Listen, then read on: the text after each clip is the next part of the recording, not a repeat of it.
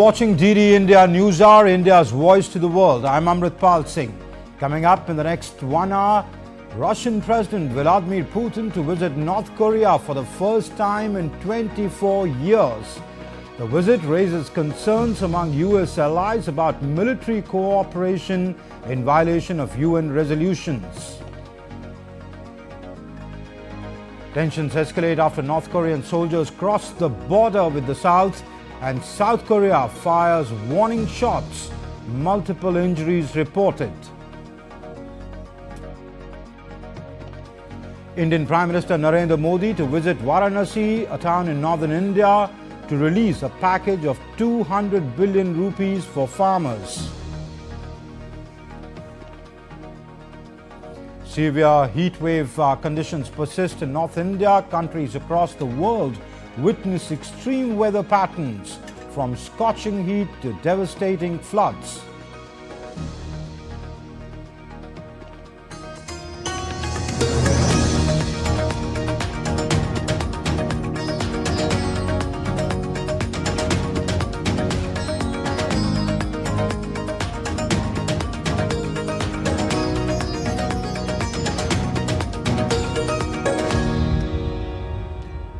Russian President Vladimir Putin arrived in the Russian northern city of Yakutsk ahead of his visit to North Korea scheduled today.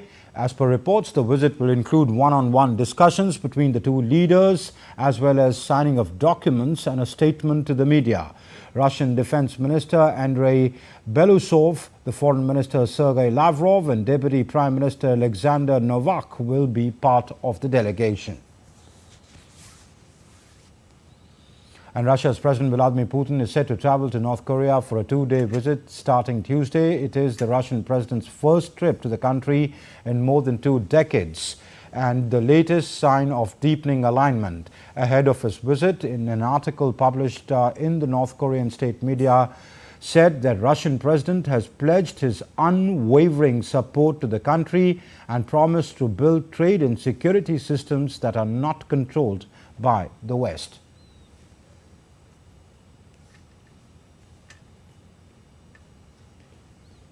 And DD India's Dasha Charanshova joins us from Moscow for more on that story. Dasha, a landmark visit by the Russian president to the north in 2.5 decades. Give us the significance of this visit.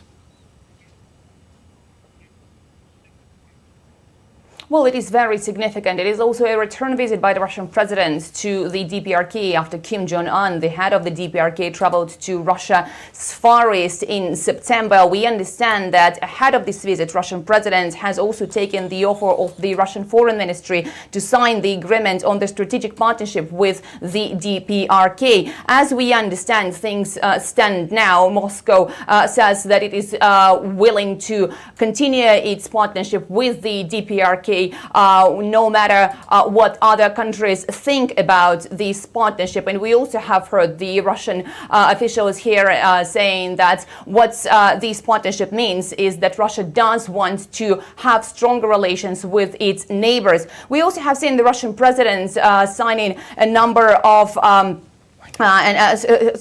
giving a number of instructions to his government. They are all working to deepen cooperation with the DPRK in all spheres. We have heard the Russian president in the article that was published in the North Korean newspaper ahead of these visits that Russia and Pyongyang stand together as they face the strong antagonism from the West, especially from the United States. President Vladimir Putin said that these two countries have managed to withstand the international sanctions that have been imposed against these two countries. And what Moscow is hoping for is to build the new architecture of equal and indivisible security in Eurasia. And the hope here in Russia is that this will be taken to the new level as the two countries deepen their cooperation. All right, Dasha, many thanks for joining us. Dasha Charanshova joined us from Moscow to put this visit in perspective. And South Korea's military fired warning shots from North Korean soldiers when they crossed the military demarcation line near the border on Tuesday. Around 30 soldiers of the North breached the line by 20 meters inside the demilitarized zone. As per South Korea's Joint Chief of Staff, the breach was unintentional. South Korea's military released photos of the North Korean soldiers' border activities, which appeared to show the soldiers planting landmines and building road-like structures.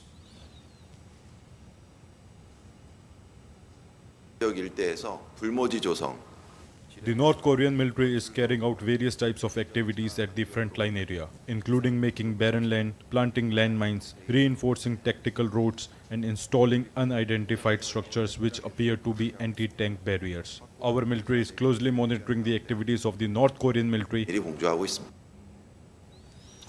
And for more on that story, we are joined by DD India's Chris Gilbert, who joins us live from Tokyo for more on that. Chris, how serious should this border intrusion be viewed in terms of the situation escalating?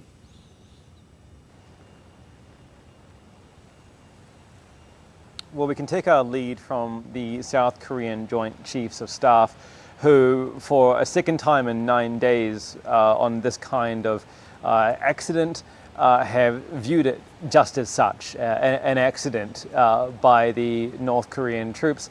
Of course, in both incidents, there are about 50 or less soldiers that crossed that demarcation line.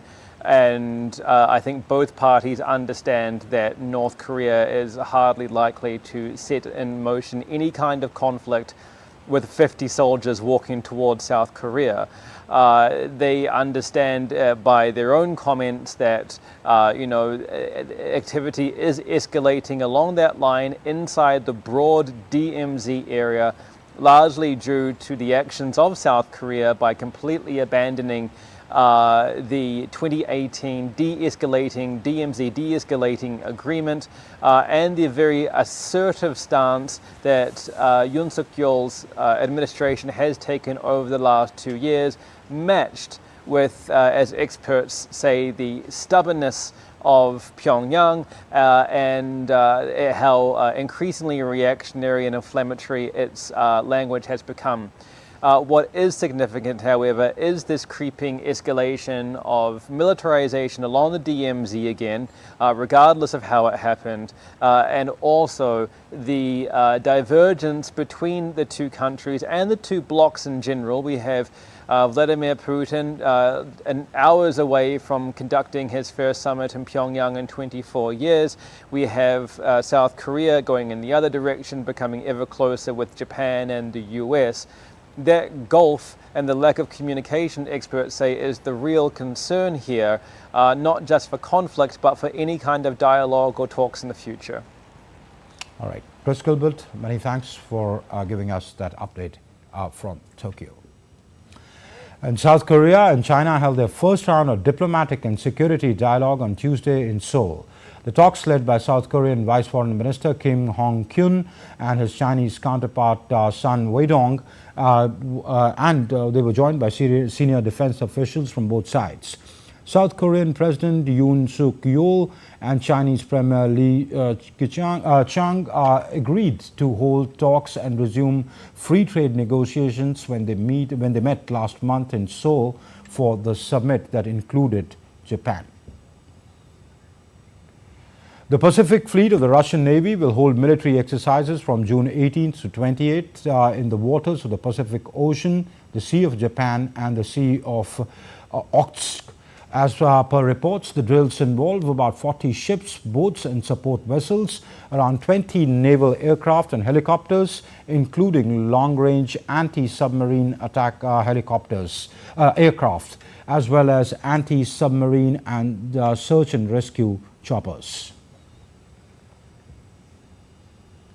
NATO Chief Jens Stoltenberg met U.S. President Joe Biden at the White House to discuss a more consistent funding plan for Ukraine to avoid future delays in aid.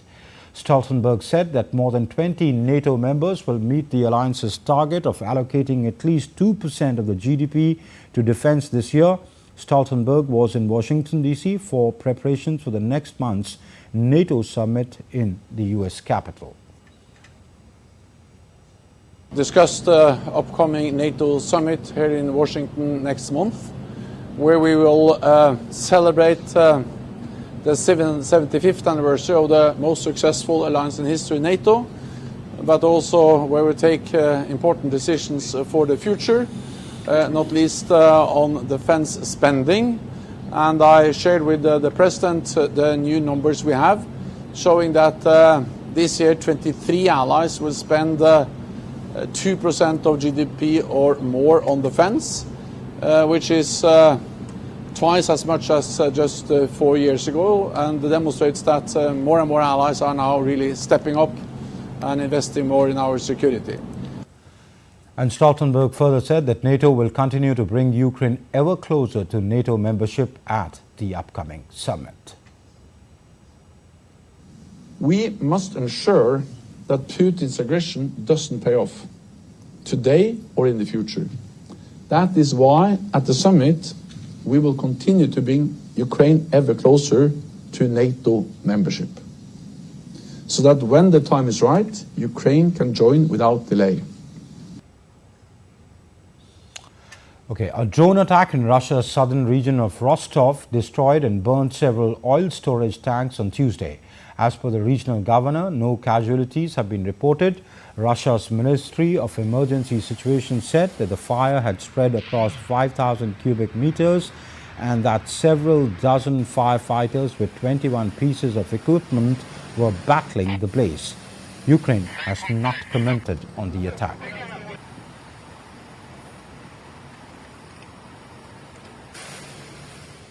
Still to come up on DD India Newshour, today is the deadline for registration to vote in UK's general election.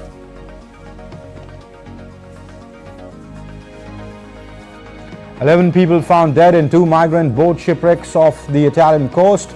Over 60 missing, including 26 children. International Yoga Day to be observed on the 21st of June. Theme for this year is Yoga for Women Empowerment.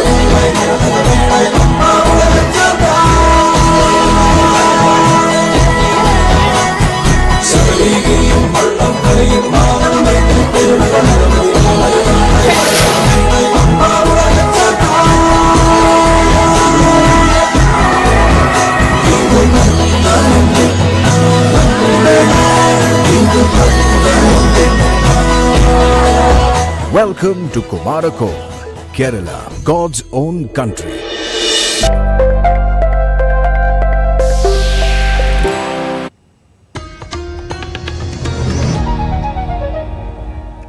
You're watching DD India Newshour. I'm Amritpal Singh.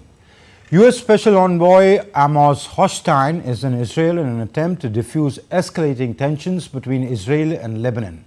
On Monday, Hochstein met with Israeli President Isaac Herzog and Prime Minister Benjamin Netanyahu in Jerusalem to advance efforts to avoid further escalation along the blue line between Israel and Lebanon. The visit comes as Israeli military spokesperson Rear Admiral Daniel Hagari warned that Hezbollah was bringing Israel to the brink of what could be a wider escalation, one that could have devastating consequences for Lebanon and the entire region.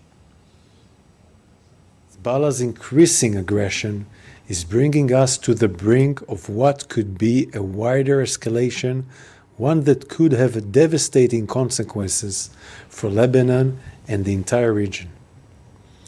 Hezbollah is jeopardizing the future of Lebanon so that it can be a shield for Hamas, a shield for the Hamas terrorists, the one that murdered the elderly, raped women, burned children, and kidnapped Jews, Muslims, and Christians during their massacre on October 7th. When we say that we will not let October 7th happen again on any one of our borders, we mean it. Meanwhile, the U.S. Congress has agreed to support a major arms sale to Israel. This includes 50 F-15 fighter jets worth more than $18 billion. Representative Gregory Meeks and Senator Ben Cardin signed off on the deal under heavy pressure from the Biden administration after the two lawmakers had for months held up the sale. Biden has come under increasing pressure from the members of his own Democratic Party over his unstinting support of Israel. Biden has pressed both Israel and Gaza in the conflict to reach a ceasefire.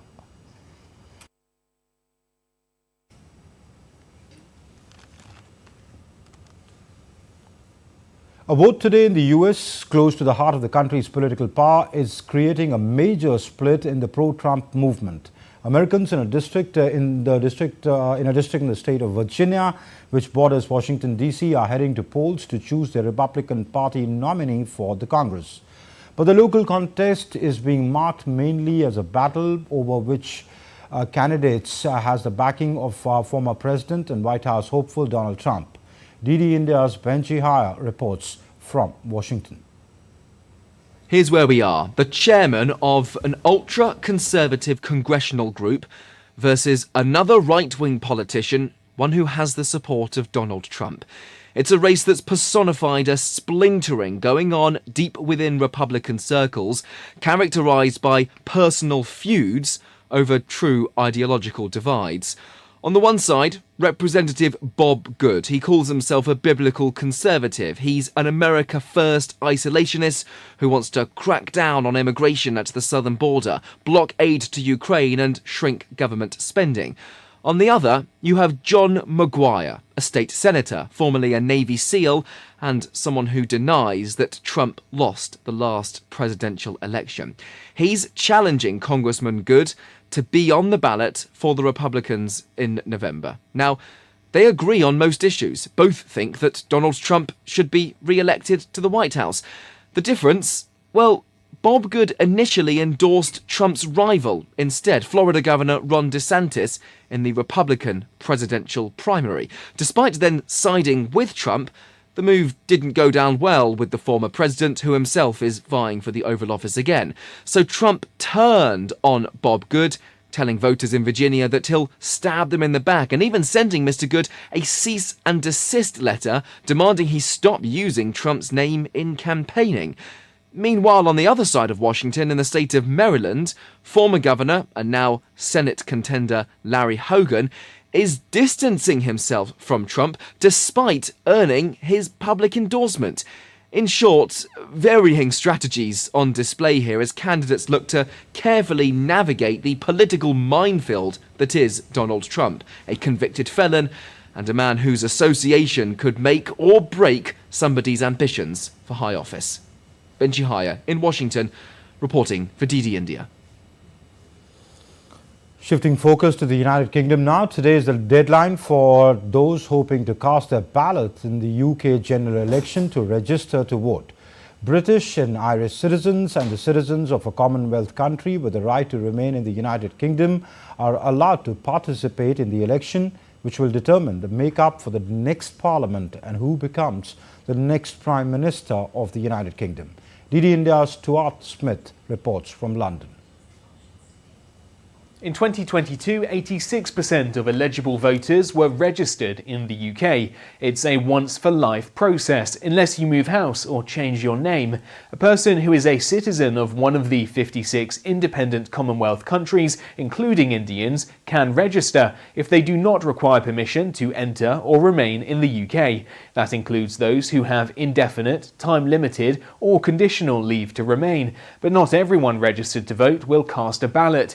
Turnout tends to be between 60 to 70% in modern UK general elections, and analysts predict this one is likely to see lower than average turnout, with the perception of a guaranteed win for the opposition Labour Party. This will be the first general election that requires voters to bring ID with them, which may also have an adverse effect on the number of people able to successfully vote. On Tuesday, party leaders and candidates are continuing their campaigns, with the Labour Party expected to talk about its plans to help small businesses and reinvigorate Britain's high streets. Stuart Smith in London, reporting for DD India. And let's now take a look at other stories making news around the world. 11 people were found dead in 2 separate migrant boat shipwrecks off the Italian coast. The aid groups and officials confirmed that around 60 people are still missing, and that includes 26 children. Peru government will investigate the abuse of over 500 children and teenage students from an indigenous community which denied allegations claiming that these are normal practices of the community. The government has assured to provide the necessary support to the victims.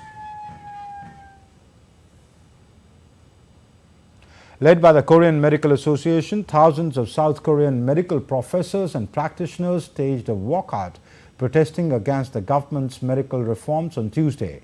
The government has issued a return-to-work order for private doctors as many more joined the fray. Earlier on Monday, the medical fraternity suspended patient treatment. Bike enthusiasts and fans gathered for the premiere of the much-awaited movie The Bike Riders in Los Angeles. The movie is an adaptation of the photojournalism book of the same name by Danny Lan.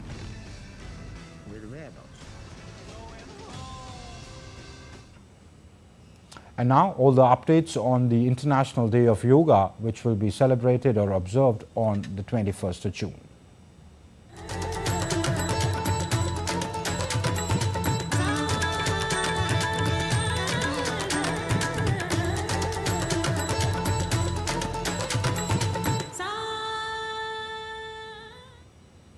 The main event of the 10th International Yoga Day, that is to be celebrated on the 21st of June, will be organized in the Union Territory of Jammu and Kashmir, Srinagar. While addressing a press conference on Tuesday, Minister of State for Ayush Pratap Rao Jadhav said that yoga program will be organized at the Sher-e-Kashmir Convention Center, with Prime Minister Modi also being a part of the same. इस बार का अंतर्राष्ट्रीय योग दिवस जम्मू कश्मीर के श्रीनगर में अपनी निर्धारित तिथि 21 जून 2024 को मनाया जाएगा। देश के प्रधानमंत्री श्री नरेंद्र मोदी जी जनमानस के साथ कॉमन योग प्रोटोकॉल के अनुसार सामूहिक योगाभ्यास करेंगे। And yoga is said to transport us to a state where the mind is without fear and the head is held high. It is not surprising that this practice that surpasses borders is integrating into contemporary lifestyles. From corporate settings to the military, yoga has become an integral part of people's everyday lives. My colleague Nupur Praveen reports. As the sun rises on yet another day, millions around the globe are embracing a practice that transcends boundaries and unites minds, bodies and soul, yoga. Honorable Prime Minister of India, Narendra Modi, recently made a significant statement. He said that yoga is a zero investment method that requires no expenses for good health. The theme for this year's International Yoga Day is also along similar lines, yoga for self and society. With the International Day of Yoga approaching on June 21st, the spotlight turns to how this ancient discipline is finding a significant role in modern lifestyles. I've been doing yoga for several years now, and it's been really good for me. I feel really good taking an hour for myself in the morning and then enjoying the rest of the day. It keeps me fit, it keeps me focused, it keeps me, as we say in Hindi, shant. I've been practicing yoga since 2013. So it's been long, 11 years. I had thyroid and other complexities, and now my parameters are all normal. I feel very energetic and happy the whole day, and I don't miss yoga. Every day I practice. From office boardrooms to the battlefield, yoga's influence knows no bounds. And then there's laughter yoga, where joy becomes the asana, a state of physical and mental harmony. Infusing traditional yoga with the lightness of laughter, practitioners experience not only the physical benefits but also a profound sense of joy, connection, and an immense inner satisfaction. Everybody knows that laughter is the best medicine, and if you laugh every day, it will reduce your stress, boost your immune system, and keep your mind positive. Science tells us that if you want to get the health benefits of laughter, you must laugh at least for 10 to 15 minutes. And this is the reason we created laughter yoga. Laughter yoga is a form of exercise where anybody can laugh without jokes, humor and comedies. As the world prepares to celebrate International Day of Yoga on 21st June, let's take a moment to celebrate India's priceless contribution to the world, a path of unity, well-being and inner harmony. With camera person Mohit, this is Nupur Praveen for DD India in New Delhi. And still to come on DD India News Hour, a US delegation of congressmen, including former House Speaker Nancy Pelosi, to meet the Tibetan spiritual leader Dalai Lama in Himachal Pradesh. And we'll talk about effects and reasons for the scorching heat wave conditions persisting in North India with a guest.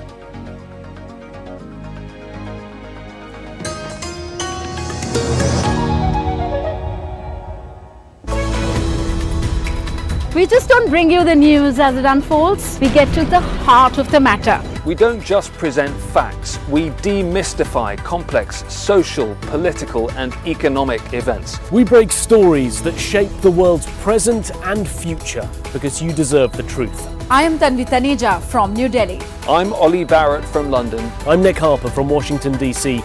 Join us on DD India Global Monday to Friday at these times.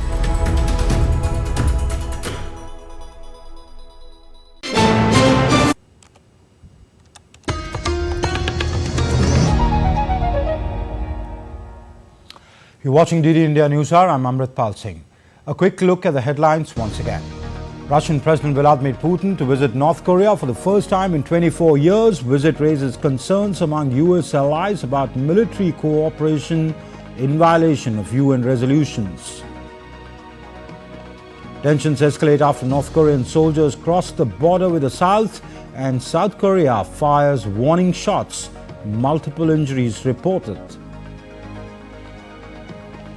Indian Prime Minister Narendra Modi to visit Varanasi, a town in northern India.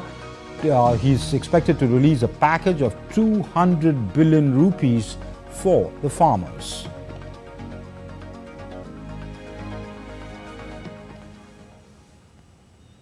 And Indian Prime Minister Narendra Modi will visit the North Indian city of Varanasi on Tuesday. This is Prime Minister's first visit to his parliamentary constituency since assuming office for the third term. During the visit, the Prime Minister will release the 17th installment of the PM Kisan scheme.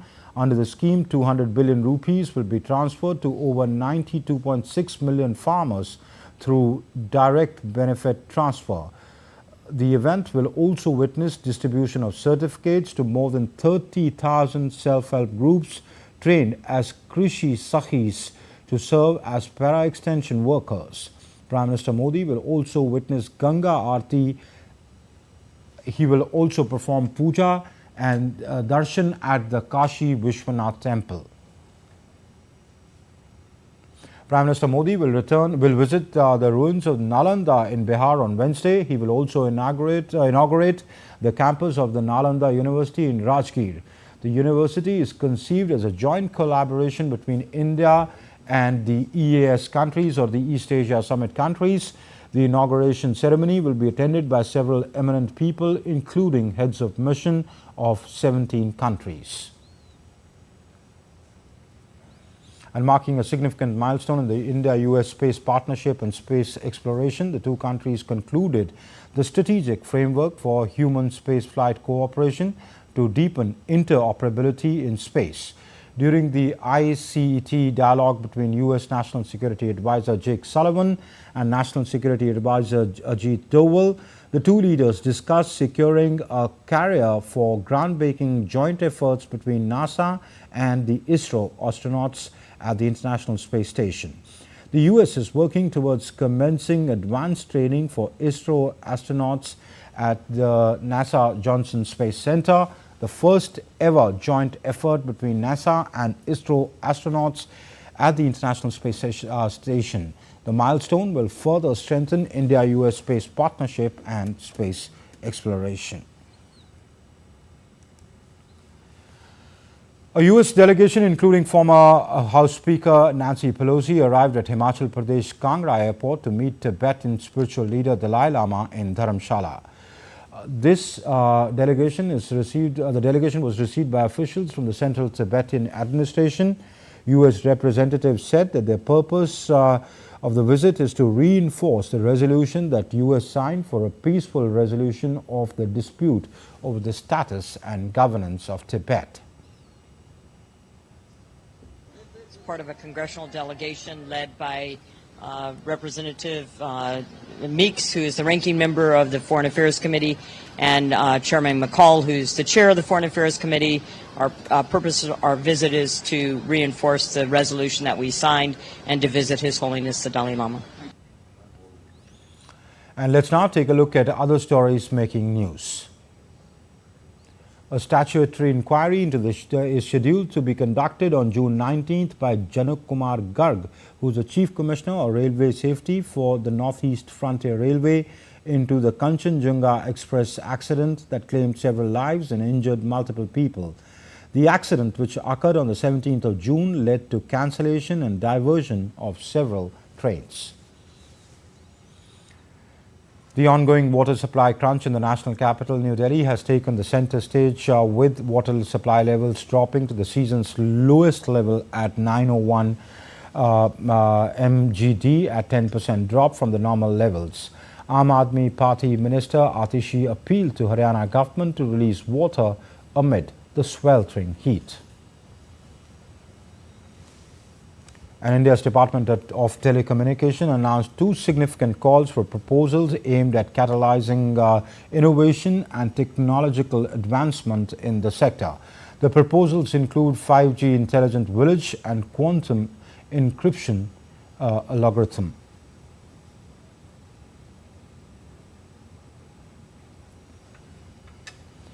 The Indian Meteorological Department has predicted heatwave to severe heatwave conditions likely in many parts of Uttar Pradesh, Punjab and Delhi from June 18th to June 19th. Heatwave conditions are likely in isolated places in Jammu and Kashmir, North Madhya Pradesh and North Coastal Andhra Pradesh, and also Rajasthan, North Rajasthan. Hot and humid weather is likely over Odisha from the 18th of June. Conditions are persisting, and today also severe heat wave conditions were realized over Himachal Pradesh, Uttarakhand, Punjab, Haryana, Uttar Pradesh and also Bihar. So taking into account the impact of these heat wave conditions, the possibility of its impact on people, because not only is severe heat wave conditions prevailing, but also warm night conditions are prevailing over North India. The flood situation in the northeastern Indian state of Assam turned grim on Tuesday as intense rain continued in several areas. Flood water inundated 309 villages and 14 districts, affecting at least 100,000 people. More than 3,000 inmates are presently taking shelter in 14 relief camps in Karimganj, which is the most affected district. The Weather Department has forecast a continued rainfall with thunderstorm over Arunachal Pradesh, Assam, Meghalaya, Nagaland, Manipur, Tripura, Sub-Himalayan West Bengal, Sikkim in the next 5 days. And it's not just India. Countries across the world are witnessing extreme weather patterns. While some face scorching heat breaking records, others are grappling with devastating floods. Take a look at this report. While top world leaders continue to discuss ways to mitigate climate change at a rather sluggish pace, the effects of the phenomenon are coming to fore rapidly across the world in the form of extreme weather patterns. The United States is witnessing record high temperatures in decades. According to the National Weather Service, some 80 million people are currently under a heat advisory. The city of Detroit may experience its most severe heat wave in recent years, with 5 consecutive days of temperatures soaring into the mid to upper 30 degrees Celsius. Effects will also be seen in western Pennsylvania and northern West Virginia. Heat warnings have also been issued across southern and central Canada. Europe is also not immune to the extreme weather events. In Greece, temperatures soared above 40 degrees Celsius, with reported increase in tourist deaths and disappearances due to the heat. In Saudi Arabia, more than a dozen heat-related deaths were confirmed, with 2,700 cases of heat exhaustion reported. Meanwhile, in El Salvador, 11 people died due to torrential rains. Nearly 900 people are still in temporary shelters. Forecasters have predicted more rain along with the storm that may form over the Gulf of Mexico. In China, rain-triggered flash floods have wreaked havoc in the southern region. At least 9 people have been killed and 17 are missing. However, in capital Beijing, temperatures are expected to hit above 37 degrees Celsius. The extremities point to a greater issue of climate change at hand, with the need of urgent action. Bureau reports, DD India. And to talk more about that, I'm joined by Dr. Vibha Dhawan. She is the Director General of the Energy Resource Institute. Thank you, Dr. Dhawan, for joining us on this show. Why this extreme weather? Why the heat wave? See, we are talking of climate change since, I should say, 1989, 1990, and that was the time that no one believed that this is actually a threat. And the main reason is that the greenhouse gas emissions had gone up. It's largely due to industrialization, and let's not blame anyone for it, because we all used best of the technologies that were available at that time.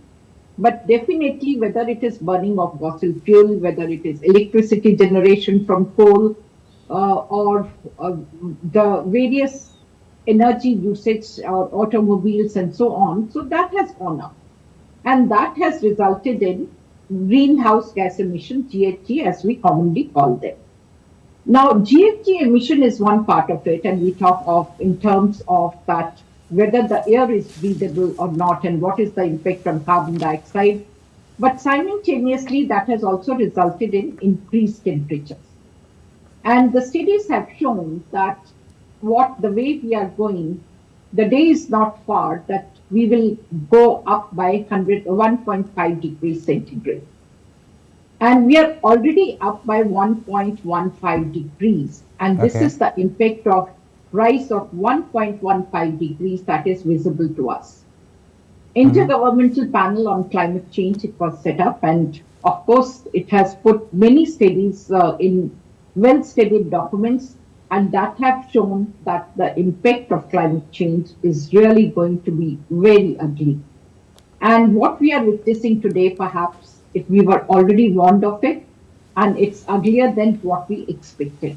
Now, the point is, what do we do? It is not that we'll stop burning fossil fuel today and how we are going to maneuver everything. And that is where I like to say that the initiatives taken by the government of India in terms of usage of renewable energy, because then you are in a way decarbonizing the entire thing. So you are putting less pressure on fossil fuels. You are generating it by sun's energy or wind's energy, renewable energy, and that share is gradually going up.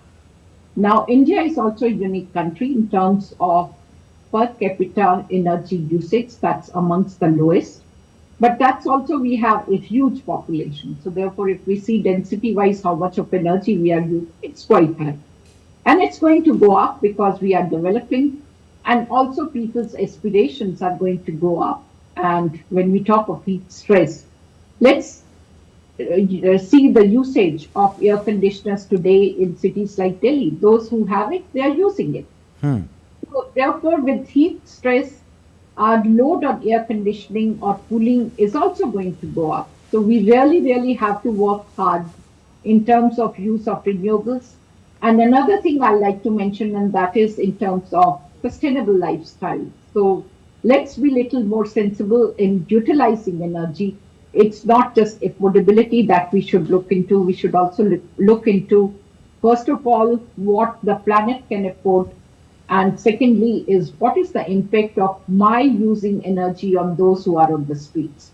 Because air conditioning is also going to put heat in open, so it will be more unbearable for those who perhaps they have to work for their living outside. So we should be really mindful for those citizens as well. All right. These are long-term things. Don't know, as you say, Dr. Dhawan, that, you know, as we grow, the aspirations of people grow. You are such a huge population. These things are bound to happen. You know, urban island effect. You'll have these concrete jungles like Noida and Gurgaon coming up, with hardly any greenery or very less greenery around. But in the short term, do we see longer, stronger heat spells to stay? Well, I'll say if you immediately talk of immediate, I'll say yes. And because even if you put trees today, they are going to take 2-3 years before this actually starts fixing carbon dioxide. But at the same time, the initiative of the Prime Minister life, that is what it is. You and I have to be aware of our actions. Can we reduce it? It's every drop counts. So if I'm little more sensible in using natural resources, I can change the country or the world as a whole. So that awareness is required. We have to be mindful whether we are using water. And I'll say, like in the past, everyone was having ROs at home and we were wasting water. So natural resource wastage we can't afford. Let's look at air conditioning. Should we put it at 18 degrees or should we put it at 25, 26 degrees? Should we have all the rooms where we have air conditioners on, or we should be sensible in sitting in one room and save energy? So that kind of awareness, because otherwise this planet will become unbearable for all of us. Absolutely. And if we want to save ourselves, we have to save the planet, and we have to be more mindful in using energy and what kind of energy. Absolutely. Well, Dr. Vibha Dhawan, thank you very much for joining us on this newscast. Thank you.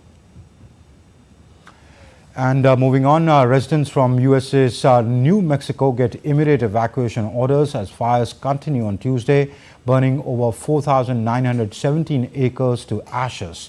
The wildfire that was first detected near the Ruidoso village continued spreading, alerting local authorities to take action. Video footage from eyewitnesses shows black smoke filling the skies as fires continue to rage non-stop.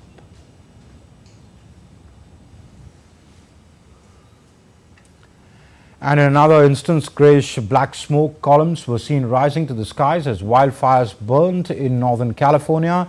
So far, no news of any accident or casualty is reported.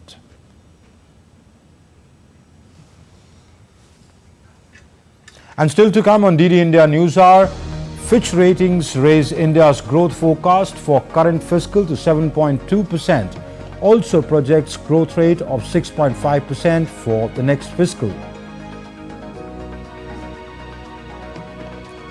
Blockbusters at the Euro 2024, Slovakia pip favourites Belgium, while France earn a hard-fought win against Austria.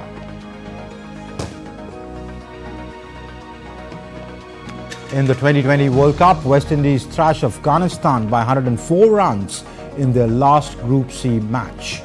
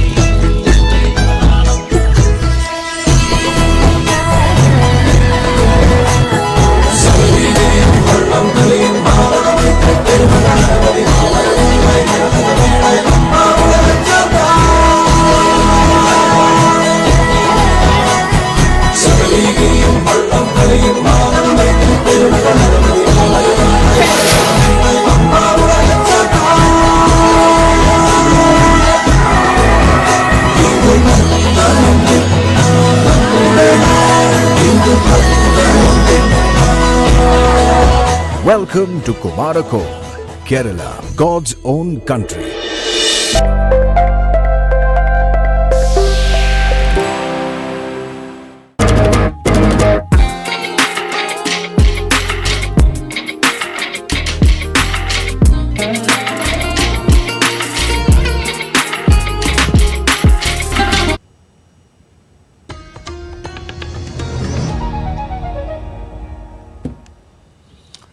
You're watching DD India News Hour. I'm Amritpal Singh. The Indian benchmark equity indices opened Tuesday's trading session in the positive territory. Following gains from global markets, Indian benchmark equity indices began trading at new record highs, driven primarily by performance of IT stocks.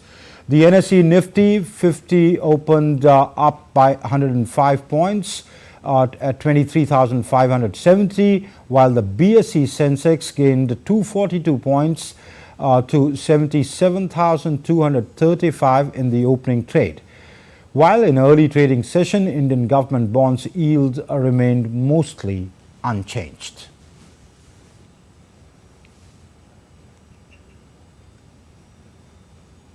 And Fitch Ratings raised India's growth forecast on Tuesday, citing recovery in consumer spending and increased investment. The agency has increased India's growth forecast from 7% to projected in March to 7.2%. It has projected a growth rate of 6.5 for the fiscal year 2025-26 and 6.2 for 2026-27. Fitch also raised its forecast for world growth in 2024 to 2.6% from 2.4% as mentioned in the March 2024 Global Economic Outlook. China's growth outlook has also been raised to 4.8% from 4.5%. And the Indian spices exports touched an all-time high during 2023-24. On rebound in volumes and higher prices for certain varieties such as pepper, cardamom and turmeric among others, spices exports in value terms touched a record $4.46 billion during 2023-24. That's an increase of 17% over the previous year's $3.95 billion. The spice includes fenugreek, garlic, ginger, whose demand across the globe has increased in the past 1 year. And India has witnessed the fastest jump in alternative payment share for e-commerce payments in the Asia-Pacific region from 20.4% in 2018 to 58.1% in 2023. Global data report said that options for payment other than traditional cash include UPI, debit cards and credit cards among others. This significant uptake of alternative payment solutions can be attributed to the widespread usage of mobile wallets, which facilitates mobile payments in real time simply by scanning QR codes. The report highlights that in the Asia-Pacific region, the payment solutions such as mobile and digital wallets have displaced traditional payment methods like cash and bank transfers on e-commerce platforms. And time now for sports updates, for which my colleague Siddharth Bharadwaj is joining me in the studio. So Siddharth, both the T20 and the Euro Cup is on. Are you a football fan or a cricket fan? Yeah, being a sports journalist, I am a fan of every sport. But there are some problems which the Indian team is facing in terms of football, and also Euro 2024 gripping every football fan. So we have lots and lots of stories in sports today. Let's get started. Slovakia secured a narrow 1-0 win over Belgium in the first upset of the European Championship on Monday. Ivan Schranz scored Slovakia's quickest goal at a major tournament to take his side to a gritty over Belgium. It was Belgium's first loss in 16 games under coach Domenico Tedesco, and a flashback to their calamitous 2022 World Cup campaign on a day when whatever could go wrong in the Group E encounter did, though much of their misfortune was self-inflicted. France ground out a 1-0 win over Austria on Monday as an own goal by defender Maximilian Wöber gave Didier Deschamps' charges an unconvincing victory in their Euro 2024 opener. Kylian Mbappe burst clear shortly after the break, but the France captain fired wide and came off the 90th minute after a clash of heads left him bleeding from the nose. The All Indian Football Federation on Monday sacked Igor Stimac as the head coach of the Indian men's football team following a disappointing FIFA World Cup 2026 qualifiers campaign. Stimac had taken charge of the Blue Tigers on May 15, 2019 after the departure of Stephen Constantine. He also became the first India coach to win 3 trophies in a year, winning the SAF Championship, Tri-Nations Series and the Intercontinental Cup last year. However, India had a forgettable outing in AFC Asian Cup this year, losing to Australia, Syria and Uzbekistan.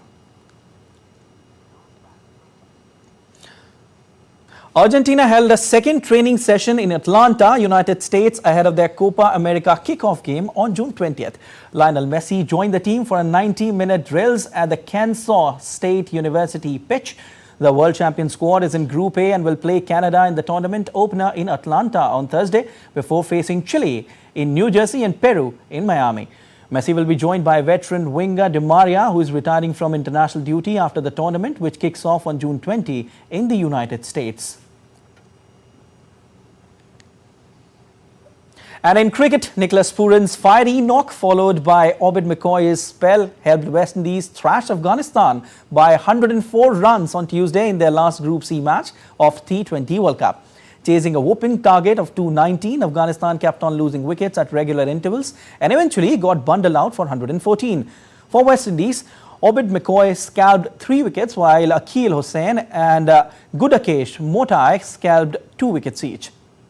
However, both the teams have already qualified for the Super 8s. And Sumit Nagal achieved a new career-high ranking of 71 in the latest ATP rankings released on Monday, making him the joint 4th highest-ranked Indian man ever since the introduction of computerized system of rankings in 1973. The 26-year-old Nagal, who finished as runner-up at an ATP Challenger Tour event in Perugia on Sunday, climbed 6 spots to move past Leander Paes and joined Shashi Menon on all-time list. Paes had a career-high singles ranking of 73 in 1998.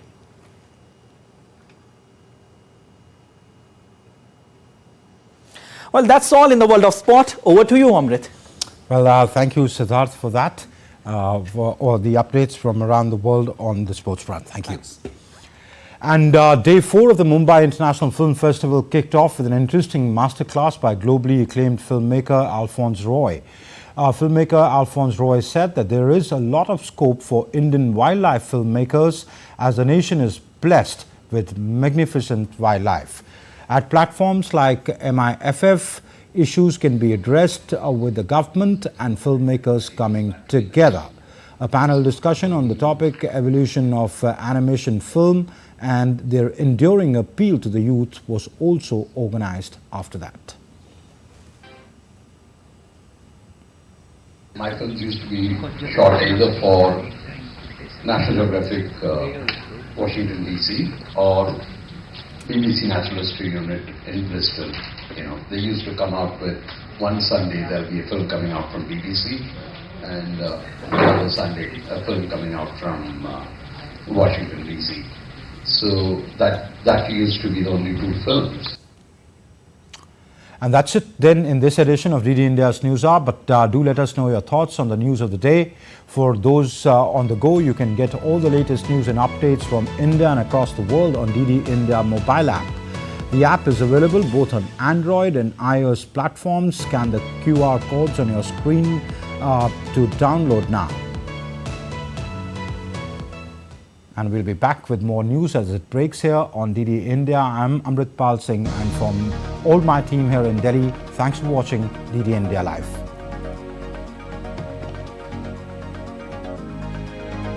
Euro 2024 is actually gripping up the audience.